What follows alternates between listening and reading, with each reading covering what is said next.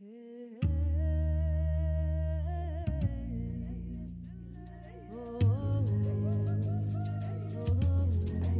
lectures de Charlie par Coralie Zaonero de la Comédie Française.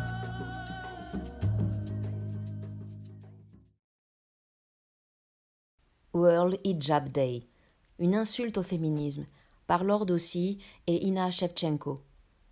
Ce 1er février, c'est le World Hijab Day, journée qui célèbre le voile et incite chaque femme à en porter un en solidarité avec les femmes musulmanes. Ou comment oublier, voire mépriser toutes celles qui sont forcées de le porter.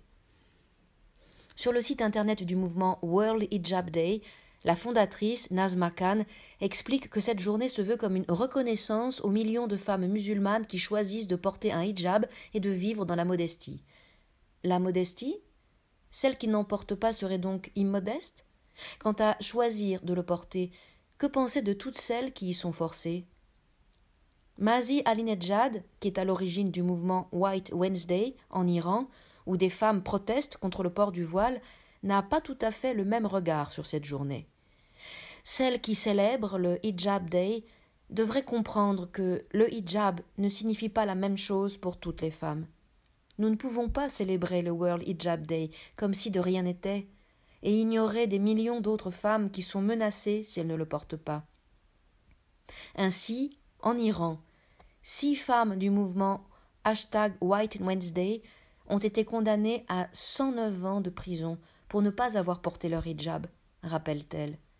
Est-ce que celles qui vont célébrer le Hijab Day vont avoir un message de solidarité envers elles ? Se demande Masih.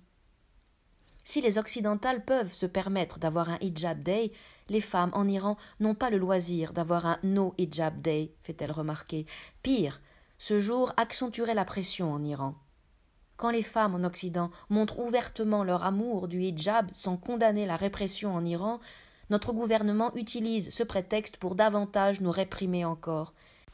Ils disent « Regardez, même à l'Ouest, ils célèbrent le hijab. De quoi vous vous plaignez ?» Le premier World Hijab Day a été lancé en 2013. Il a depuis essaimé dans plusieurs pays.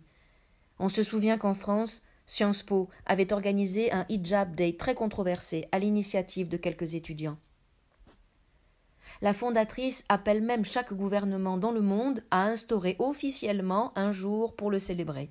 C'est déjà le cas dans l'État de New York ou encore aux Philippines. En Angleterre, des députés de la Chambre des communes l'ont célébré en portant un voile devant le Parlement. Et si on organisait plutôt un No Hijab Day ? C'est l'idée du Conseil des ex-musulmans et de Mariam Namazie. Quant à Yasmine Mohamed, activiste ex-musulmane basée au Canada, elle a lancé le hashtag sur les réseaux sociaux.